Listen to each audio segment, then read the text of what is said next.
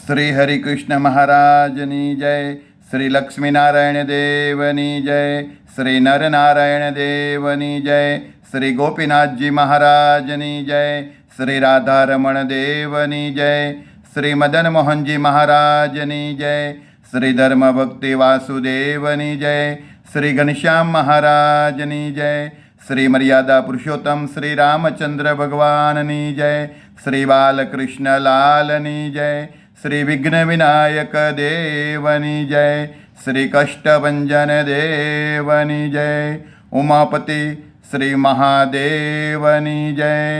ઓમ નમઃ પાર્વતે પતે હર હર મહાદેવ હર. વડતાલ ગાદીને શોભાવતા પરમ પૂજ્ય ધર્મ ધુરંધર 1008 વિદ્યમાન આચાર્ય સનાતનાચાર્ય મહાસમર્થ આચાર્ય ગુરુ શ્રી અજેન્દ્ર પ્રસાદજી મહારાજની જય. પરમ પૂજ્ય ધર્મ ધુરંધર 108 ભાવિ આચાર્ય શ્રી નુગેન્દ્ર પ્રસાદજી મહારાજની જય. સમગ્ર ધર્મકુળ ભક્તિકુળ ભગવાનના વાલા સર્વે મુક્તો સર્વે સંતો ભક્તોના ચરણોમાં કોટી કોટી સાષ્ટાંગ દંડવટ વંદન પ્રણામ સાથે સૌ સંતો ભક્તોને જય શ્રી સ્વામિનારાયણ. શ્રી સ્વામિનારાયણ ભગવાનના લીલા ચરિત્રથી સભર શ્રી હરિચરિતામૃત સાગર ભગવાનની લીલા અને આજ્ઞા. દુર્વાસા મુનિનું આગમન અને તેમનો કોપ. શ્રી નારાયણ દેવની કથા પરમ અનુપમ છે.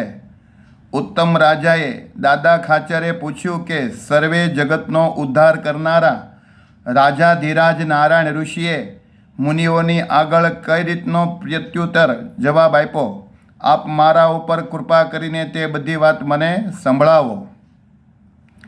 આપ મુક્તાનંદ સ્વામી તે મહારાજા ધીરાજ શ્રી હરિકૃષ્ણની બધી જ વાતને પ્રસિદ્ધ રીતે જાણો છો.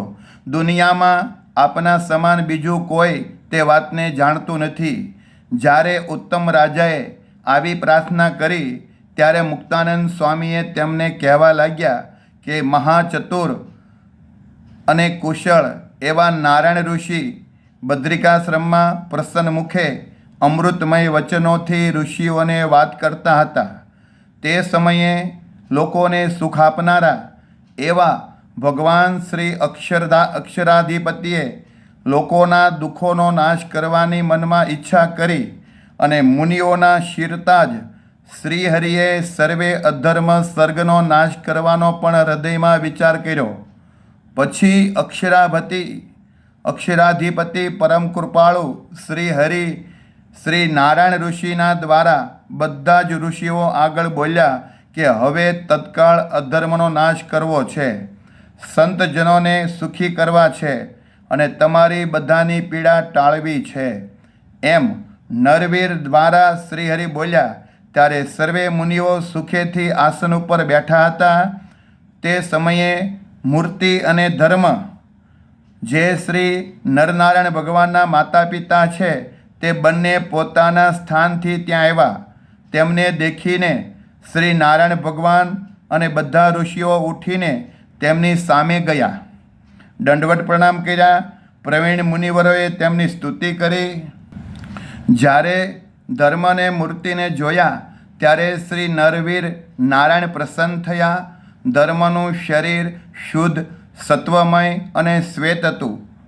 શરદ પૂનમના ચંદ્રમાની ક્રાંતિ સમાન તેજસ્વી હતું. કંઠમાં કમળ અને તુલસીની માળા પહેરી હતી.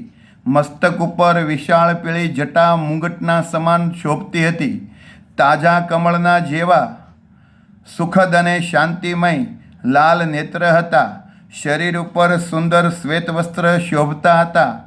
તે જોઈને બધા જ ષિઓના મન આકર્ષાતા હતા. સુંદર હાથની રેખાઓ સોહામણી લાગતી હતી. મનને ગમે તેવું શ્વેત યજ્ઞોપવિત જનોય ધારણ કર્યું હતું. ઋષિઓએ કરેલી ધર્મદેવની સ્તુતિ. આવા પરમ પવિત્ર ધર્મની ઋષિઓ સ્તુતિ કરવા લાગ્યા. તેને તમે સાંભળો. હે ધર્મ, આપને ધન્ય છે. આપનો મહિમા અને પવિત્ર યશ સંસારમાં અપાર રીતે રહ્યો છે. હે ધર્મદેવ, આપને લોકના આભૂષણ રૂપ દેખીને બ્રહ્મા આદિક અનેક મનમાં પણ અતિશય ભરપૂર રીતે આપ ભાવી જાઓ છો.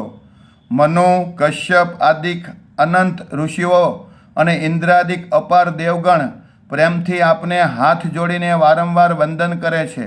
સૂર્ય, ચંદ્ર અને 9 લાખ જેટલા તારાઓનો સમુદાય પણ હે ધર્મદેવ તમારા ચરણોને હૃદયમાં ધારીને નિત્ય વંદન કરે છે. અનંત કોટી બ્રહ્માંડો સર્વે તમારે આધાર રહે છે. હે ધર્મ, તમે સર્વને એવા ધારણ કરનારા છો કે કોઈ તમને ક્યારેય છોડી શકતા નથી. આપને કોઈ છોડી શકતા નથી એટલે અમે બધા આપને વંદન કરીએ છીએ. હે ધર્મ, શેષ, શારદા અને ગણપતિને પણ તમે અત્યંત પ્રિય છો. વાયુ, અગ્નિ અને વરુણ આપને વંદન કરે છે. તે કોઈ આપની મર્યાદા લોપતા નથી. સપ્ત ઋષિઓ, સનકાદિક સિદ્ધો અને જેટલી પતિવ્રતા નારીઓ છે તે બધી જ આપને સેવે છે. યોગીઓ, યતિઓ, જપીઓ, તપીઓ, તપ કરનારા તપસ્વી સાધુઓ આવા બધા જ આપની જ આરાધના કરે છે. બ્રહ્મચારી, ગૃહસ્થ, વાનપ્રસ્થ અને સંન્યાસી મુનિઓ સૌ આપની ઉપાસના કરે છે. બ્રાહ્મણ, ક્ષત્રિય, વૈશ્ય અને શૂદ્ર સૌ તમને ભજે છે પણ ક્યારેય તમને તજતા નથી. પશુ, પક્ષી, પતંગિયા, નર અને નારી સમગ્ર આપને દૃઢતાથી ધારી રહ્યા છે. 4 વેદ, 6 શાસ્ત્ર અને 18 પુરાણ આપને વંદન કરે છે. આખા વિશ્વમાં આપનો એવો પ્રતાપ છે કે કોઈ આપને ઉત્થાપી શકતું નથી. આપને તજીને જે કાર્ય કરે છે તે સર્વે સમાજમાં ભ્રષ્ટ થઈ જાય છે. ધર્મનો ત્યાગ કરીને જે દેવતાઓને ભજે છે, સેવે છે તેની સેવા સૌ નિષ્ફળ થઈ જાય છે. આપનો ત્યાગ કરીને કોઈ પણ ભગવાનનું ભજન કરે તો તે પણ ખૂબ જ હેરાન થાય છે. હે ધર્મ, આપની લાજ મર્યાદા એવી શ્રેષ્ઠ છે. આપનું સર્વે લોકમાં રાજ્ય છે.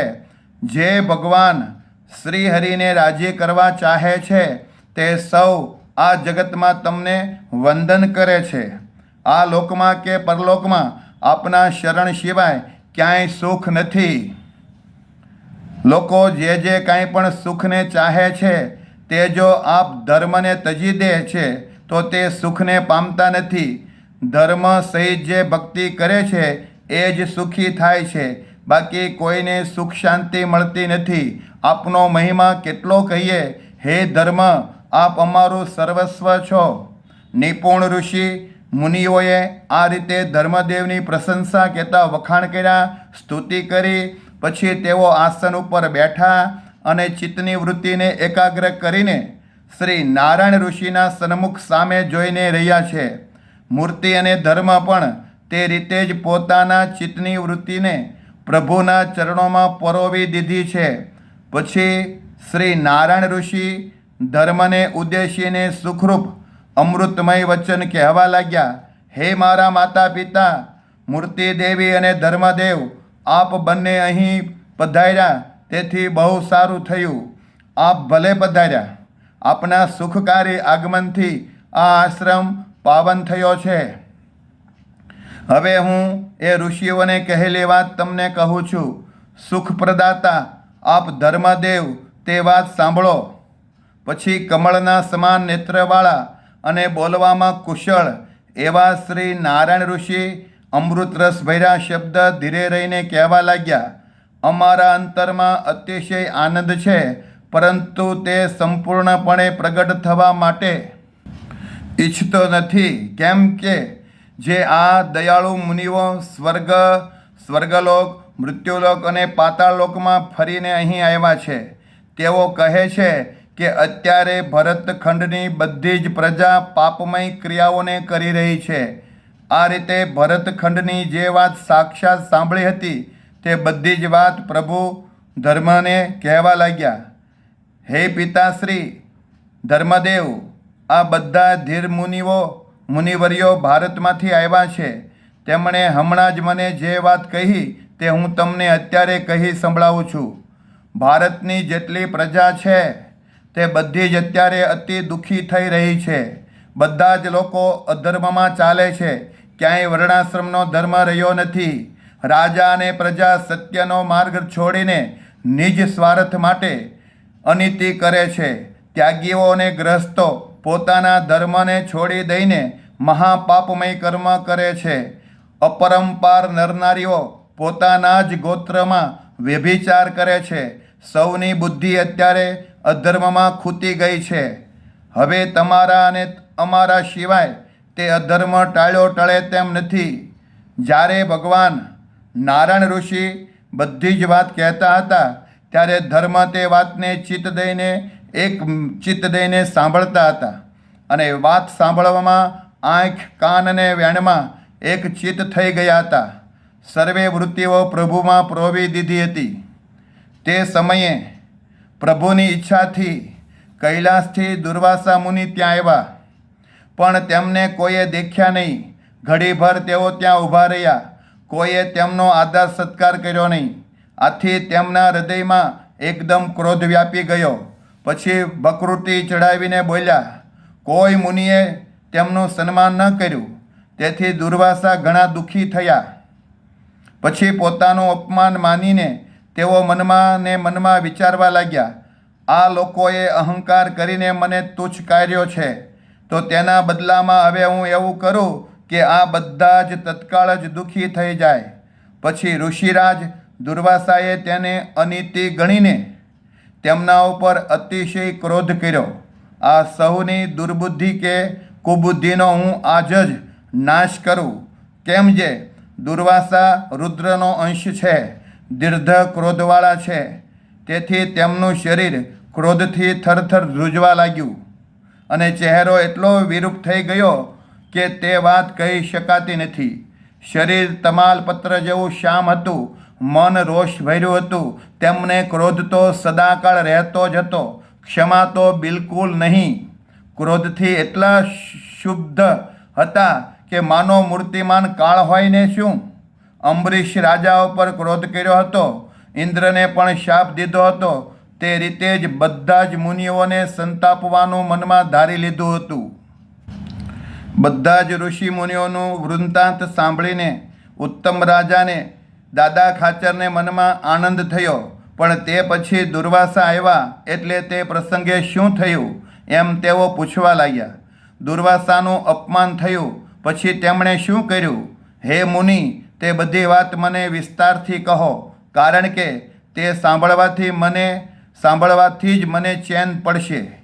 પછી મુક્તાનંદ સ્વામી શ્રી હરિના મુખથી જે પ્રકારે દુર્વાસાના શાપની વાત સાંભળેલી હતી તે જેમ સ્વયં સાક્ષાત દેખી હોય તે રીતે કહેવા લાગ્યા. દુર્વાસા મુનિનો શાપ પણ સમગ્ર જગતને પાવન કરનારો અને વરદાન કહેતા આશીર્વાદરૂપ થયો હતો. એ કથા ઘણી જ અનુપમ છે. તેને અનુક્રમે હું કહું છું. ક્રોધાધિભૂત દુર્વાસા અત્યંત ભયંકર હતા. તેમની ભાષા પણ ઘણી કઠોર હતી.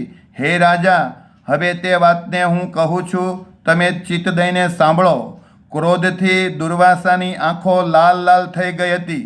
વિકરાળ ભકૃતિ ચડાવી દીધી હતી. શરીર ધ્રુજવા લાગ્યું હતું. હોઠ ફરકવા લાગ્યા હતા. તે ક્રોધ ધર્મ આદિ બધા ઋષિઓના ઉપર જ ચડ્યો હતો. પછી તેઓ બધા જ ઋષિઓ પ્રત્યે બોલ્યા, હે ધર્મનો ઘાત કરનારા મુનિઓ, તમે બધા સાંભળો. તમે પોતાના માનથી ઘણા ઉદ્દિત થઈ ગયા છો. તમને કોઈનો ભાર નથી. તમે પોતાના મનમાં તમને સૌથી સરસ માનો છો અને બીજાને નરસા ગણો છો. આવું ઘણું ભારે અભિમાન તમને સૌને છે. પણ હવે તેનું ફળ નજરે જોઈ લો. હું દુર્વાસા છું. ઘણે દૂરથી આવ્યો છું, છતાં તમે કોઈએ મને માથું નમાવી નમન કેમ ન કર્યું? આવું દેખતા છતાં જો હું હૃદયમાં ક્ષમા રાખું તો હું દુર્બુદ્ધિ કહેવાવું. મારું નામ સાંભળીને મોટા મોટા રાજાઓ કે ઇન્દ્ર પણ અત્યંત ભય પામીને થરથર ધ્રુજતા હોય છે. મારા સ્વભાવમાં ક્ષમા કે શાંતિનો લેશ પણ ગુણ નથી. મારું નામ જ દુર્વાસા એવું છે. હવે જે હું તમને દંડ કરું છું તે તમે બધા જ મુનિઓ સાંભળી લો. આવું કહીને તેણે હાથમાં પાણી લીધું. તેમણે શાપ આપવાનો મનમાં નિર્ણય કરી લીધો. આ દેશ મહાન, પૂર્ણરૂપ અને પવિત્ર છે. મુનિવરો અને દેવતાદિક આનું સેવન કરે છે.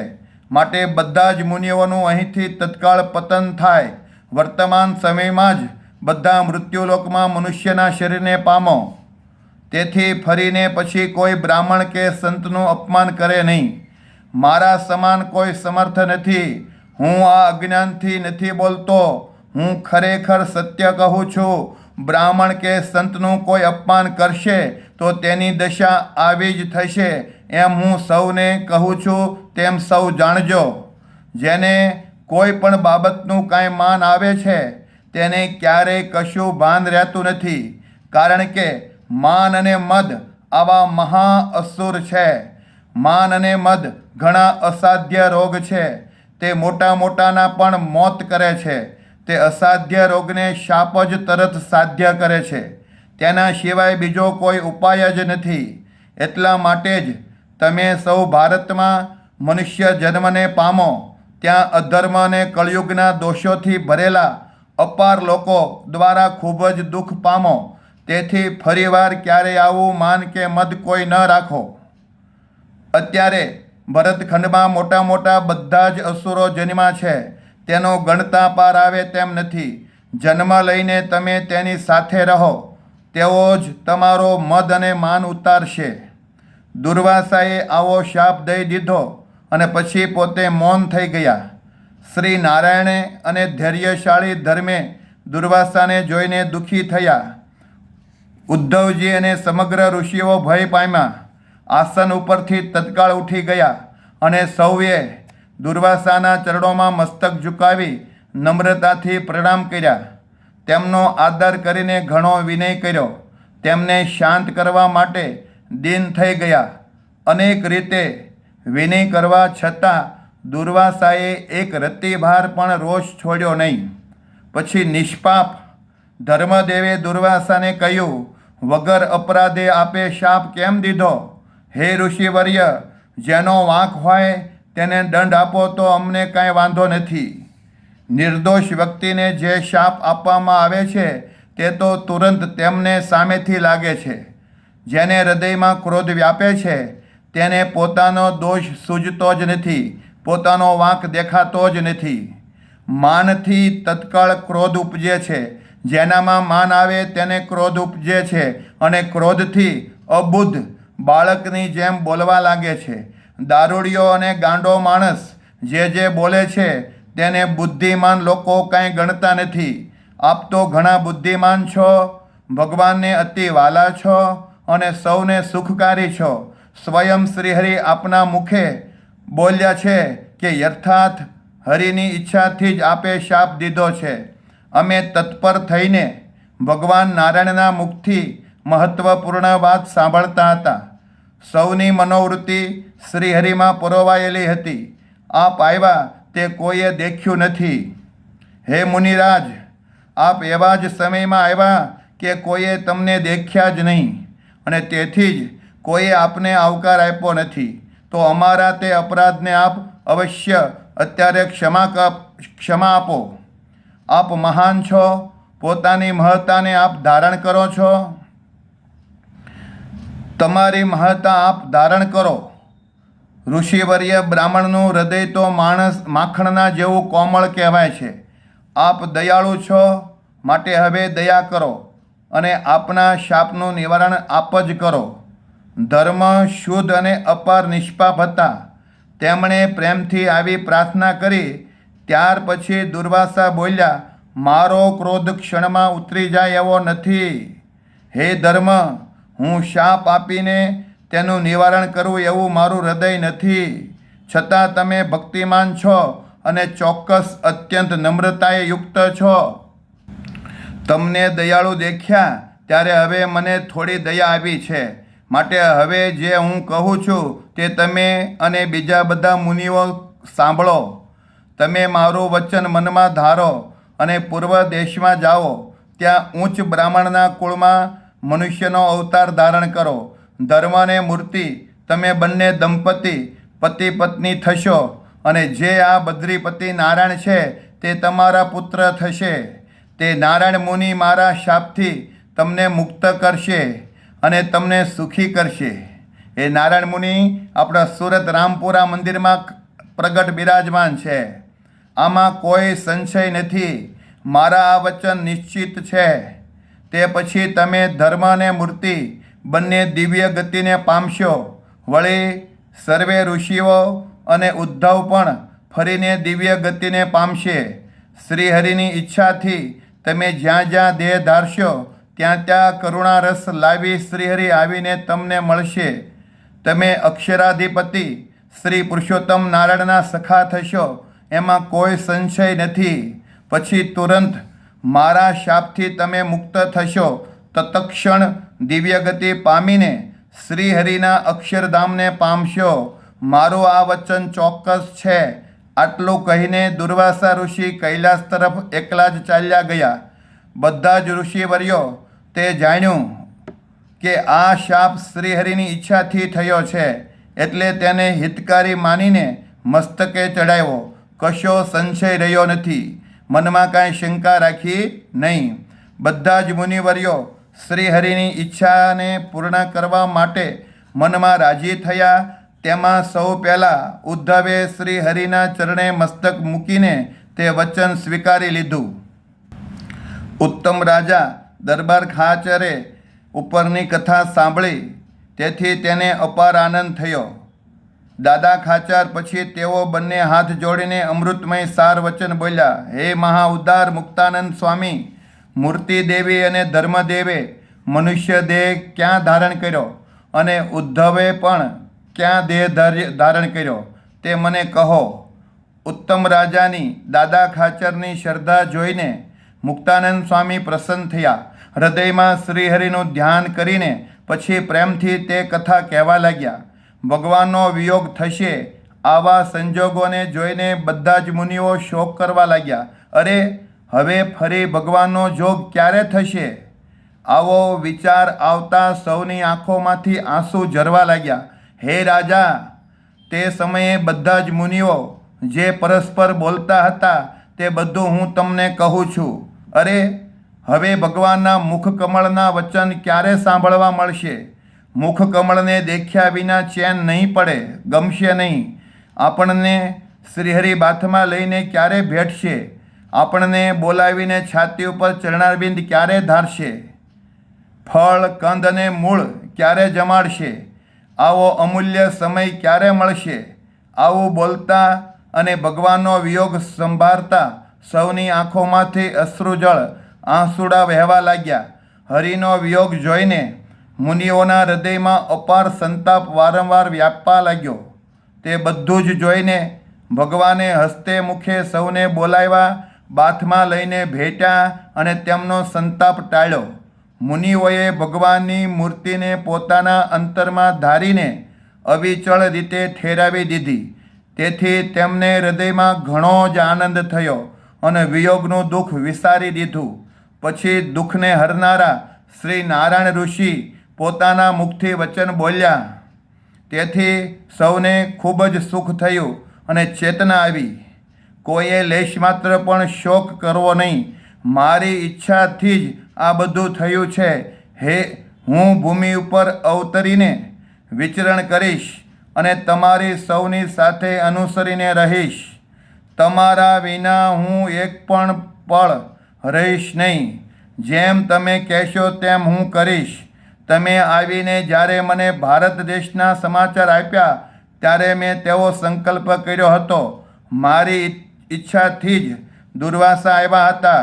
જ્યારે તેઓ સન્માન ન પામ્યા ત્યારે મારી ઈચ્છા જોઈને જ તેણે શાપ આપ્યો હતો અને મારી ઈચ્છાને જોઈને જ તેમ બોલ્યા હતા.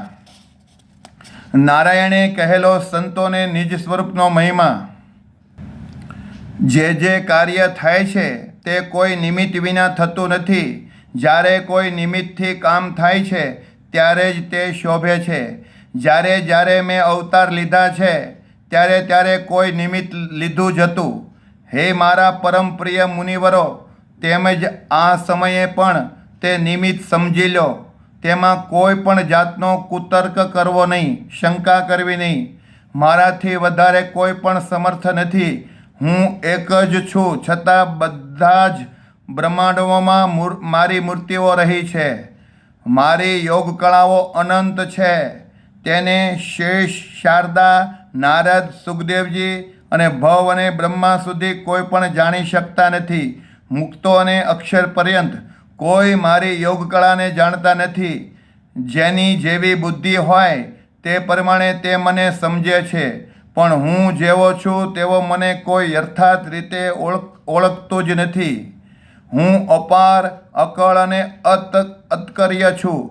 કોઈ મારો પાર પામતું નથી. જો પાર પામવો હોય તો હું અકળ કેમ કહેવાવું? સૌ આવો નિશ્ચય કરીને મને જાણજો. કર્મ શુભ અને અશુભ એમ બે પ્રકારના છે, અને તે પોતપોતાના કર્મ પ્રમાણે બુદ્ધિ મળે છે. સત્સંગ કરીને બુદ્ધિને શુભ કરવી જોઈએ. સત્સંગ વગર રૂડા ગુણ આવતા નથી. સત્સંગ કરીને બુદ્ધિને શુભ કરવી જોઈએ. એટલે નિત્ય સંત સમાગમ કરો. સત્શાસ્ત્ર, ભગવાન, સાચા સંતો, સાચા ભગવાનના ભક્તો, એનો સમાગમ કરો. એને કહેવાય સત્સંગ. સત્સંગ કરીને બુદ્ધિને શુભ કરવી જોઈએ, અને તે શુભ બુદ્ધિમાં સમજણ કેળવવી જોઈએ. કુસંગ કરવાથી બુદ્ધિ અશુભ થાય છે, પરંતુ તમને સૌને મારો જોગ થયો છે, તેથી તમારી બુદ્ધિ અશુભ નહીં જ થાય તેમ જાણવું. સર્વને કર્મના ફળને આપનારો પણ હું જ છું. આ કોણ બોલે છે? પુરુષોત્તમ નારાયણ શ્રી હરિ. મારા સિવાય કર્મ તો જડ કહેવાય છે. મારા વિના ઈશ્વર, કર્મ અને કાળ આ ત્રણેય જડ છે, અચેતન છે. આવું તમારી સમજણમાં લખી રાખવું. સૌએ મારો નિશ્ચિત વિશ્વાસ રાખવો. હું તમને ક્યારેય તજી દેવાનો નથી. હું શુદ્ધ જ્ઞાનધન છું અને અક્ષરધામમાં અખંડ રહ્યો છું. કાષ્ઠ, લાકડા આદિ જે વસ્તુ જેવી હોય તે બધામાં અગ્નિ તેવા રૂપમાં રહ્યો છું. તે રીતે જ અદિત્ય એવો હું પણ અંતર્યામી રૂપે સૌમાં રહ્યો છું. હે મુનિવૃંદ, જ્યાં જેવી આવશ્યકતા હોય ત્યાં હું તેવું કામ કરું છું. માટે મારો દૃઢ વિશ્વાસ સૌ રાખજો. હું ક્યારેય તમને છોડી દેવાનો નથી. તમે મારું સર્વસ્વ છો, મારા પ્રાણ છો. તમને તજીને હું ક્યારેય જવાનો નથી. અખંડ અને સૌનો અંતર્યામી હું એક છું, એવી તમે મનમાં દૃઢ ટેક રાખજો. બીજા બધાનું જ્ઞાન તો દીવાની જેમ થોડી વારમાં ઓલાઈ જાય છે, પરંતુ મારું જ્ઞાન અખંડ રહે છે. માટે તમે બધા જ મનમાં એમ સમજી રાખજો કે હું તમને ક્યારેય છોડીશ નહીં. તમે સૌ મારી આજ્ઞાથી ભરતખંડમાં જન્મ ધરો, ત્યાં તમને મારો જોગ આવી રીતે જ મળી રહેશે. ભૂમિ ઉપર પાપ ઘણું જ થઈ રહ્યું છે. અસુર લોકો સંતોને સંતાપ કરે છે, પીડે છે, દુઃખ આપે છે, કષ્ટ આપે છે. હે ધર્મદેવ, તમે એ નિશ્ચિત માનો કે હું હરિ આવે નામે તમારો પુત્ર થઈશ. હું મારા ભક્તોની રક્ષા કરીશ અને યુક્તિએ કરીને અસુરોને મારીશ. હવે તમે કોઈ જાતની ચિંતા કરશો નહીં. સૌ દ્વિજાતિ કુળમાં જન્મ ધારણ કરો. 4 ધામમાં જ્યાં પોતાની ઈચ્છા હોય ત્યાં જઈને રહેજો. શ્રી હરિના મુખની આવી અમૃતમય વાણી સાંભળીને સૌએ બંને હાથ જોડ્યા અને ચરણારવિંદમાં નમી પડ્યા. તે પછી ધર્મદેવ અને સર્વ ઋષિઓ પોતપોતાને આશ્રમે ગયા. ધર્મદેવ, ઉદ્ધવજી અને બધા જ ઋષિઓના અપાર શક્તિશાળી મંડળ કાળે કરીને સમય પ્રમાણે આ ભૂમિ પર પ્રગટ થયા. દેશ દેશમાં દ્વિજ કહેતા બ્રાહ્મણ, ક્ષત્રિય અને વૈશ્ય જાતિમાં શુભ કુળ જોઈને સૌ જન્મા. તે સર્વે વાત હવે કહું છું. હે રાજા, તે તમે ચિત્ત દઈને સાંભળો. સંત પીડન માટે અસુરોએ કરેલી પૂર્વ તૈયારી. ધર્મદેવ અને ઋષિઓ બધા જ ભૂમિ ઉપર જન્મ લેવાના છે તે બાબતને જાણીને સમગ્ર અસુરો તે સમયે તૈયાર થયા. અભાગ્યા અપાર અસુરો અંદરો અંદર એમ વાત કરવા લાગ્યા કે આપણે તેના સંબંધીઓમાં પ્રવેશ કરીને ધર્મનો વિનાશ કરશું. ઘણા બળવાન તે અસુરો તૈયારી કરીને બોલવા લાગ્યા કે આપણે તે ધર્મદેવ અને ઋષિઓ જ્યાં જન્મશે ત્યાં તેના સગા સંબંધીઓમાં પ્રવેશ કરીને તેમને અનંત દુઃખ આપશું. એ ભજન કરવા જાય, ભક્તિ કરવા જાય, ભગવાનનું ધ્યાન કરવા જાય, ભગવાનને રાજી કરવા જાય તો ત્યાં આપણે એનો વિરોધ કરશું, વિરોધ ખૂબ કરશું અને એને દુઃખ દેશું. ત્યારે એક આસુરી સ્ત્રી બોલી કે હું તેની માં થઈશ અને કાયમ પાપ કરવાનું જ બતાવીશ, કાયમ પાપ કરવાનું જ બતાવતી રહીશ. ત્યારે બીજી આસુરી સ્ત્રી બોલી કે હું તેની માસી થઈશ અને ધર્મને ઉખાડી નાખીશ. વળી કોઈ એક આસુરી ત્રીજી સ્ત્રી બોલી, એને કહ્યું કે હું તેની બહેન થઈને તેના ભજનમાં વિઘ્ન કરવા માટે ખૂબ ખૂબ રડીશ. ત્યારે બીજી સ્ત્રીએ કહ્યું હું તેની દીકરી થઈશ અને તેના યશનો વિનાશ કરી નાખીશ. હું વ્યભિચાર કરીશ એટલે મારા પિતા નામે રહેશે તો એ ઊંચું માથું કરીને પણ ચાલી નહીં શકે, માટે તેની દીકરી થઈશ અને તેના યશનો વિનાશ કરી નાખીશ. ત્યારે વિઘ્ન કરવાનું મનમાં ધારીને આસુરી નારીઓએ કહ્યું કે અમે પ્રત્યેક ગામમાં રહીને તેના અનેક પ્રકારના સંબંધીઓ થશું અને તેનો વિરોધ કરશું. આ રીતે અસુરની સ્ત્રીઓ અનેક પ્રકારના મોટા વિઘ્ન કરવાનું બોલી રહી હતી. ત્યારે મનમાં બળતરા કરવા અસુર કહેવા લાગ્યા કે ખળતાય કરવાનું અમે બહુ જાણીએ છીએ. એક અસુર બોલ્યો કે હું તેનો પિતા થઈશ અને કરોડો વાતે તેની પાસે પાપ કરાવીશ, ધર્મનો વિરોધ કરાવીશ, ભક્તિમાં એને વિઘ્ન કરીશ. ત્યારે કોઈ એક અસુરે કહ્યું હું એનો ભાઈ થઈને અનેક પ્રકારના અધર્મમાં એને ફેંકી દઈશ. ત્યારે વળી બીજો અસુર બોલ્યો કે હું તેનો કાકો થઈશ, કોઈ કે હું એનો મામો થઈશ, કોઈ કે એનો હું ફૂવો થઈશ અને તેને પાપ કરવામાં પાકો કરીશ. ત્યારે કોઈ અસુર બોલ્યો હું તેનો મામો થઈને તેના બધા જ પાત્ર અધર્મથી ખૂબ ભરી દઈશ. એક અસુરે કહ્યું તેનો બાળક બનીને તેના ભક્તિ અને ધર્મનો કાળ બની જઈશ. ત્યારે વળી એક અસુરે કહ્યું તેનો હેતુ મિત્ર બનીને તેના નિયમ માત્રને ખોડાવી દઈશ અને વર્તમાન લોપાવી દઈશ. સ્ત્રી ધન અને ભોગમાં એને હું પરોવાઈ દઈશ, અર્થાત તેના ધર્મનો હું નાશ કરાવી દઈશ.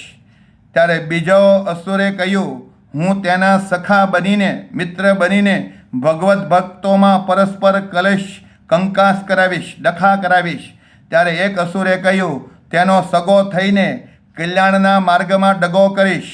વળી કોઈએ એકે કહ્યું હું તેનો ગુરુ થઈશ અને તેને અધર્મ શીખવીશ અને તેના હૃદયમાં ધર્મનો લેશ પણ રહેવા દઈશ નહીં, એના હૃદયમાં ધર્મ એક લેશ પણ રહેવા નહીં દઉં, તેથી તેને સંતજન ગમશે જ નહીં.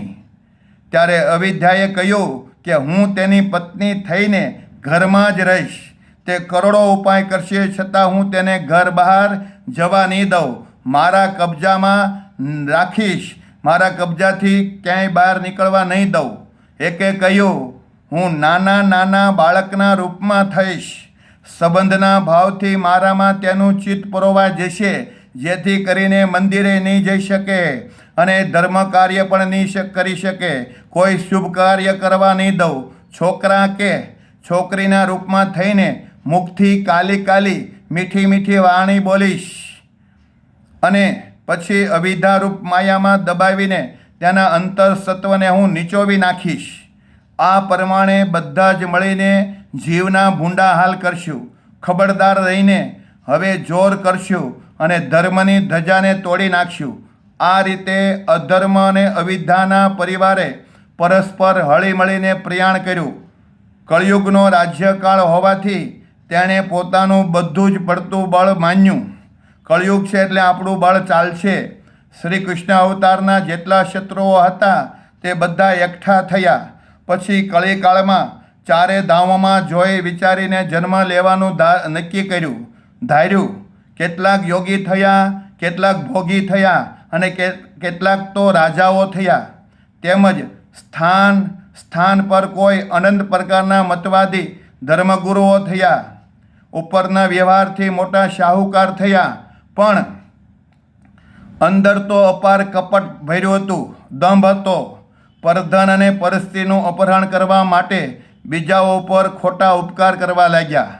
એતે શ્રી સહજાનંદ સ્વામી શિષ્ય સિદ્ધાનંદ મુનિ વિરચિતા શ્રી હરિચરિતામૃત સાગરના પ્રથમ પૂરમાં નરનાળ દેવની સાંદ્વતા અને અસુરોની સક્રિયતા નામે 11મો તરંગ સમાપ્ત. સહજાનંદ સ્વામી મહારાજની જય.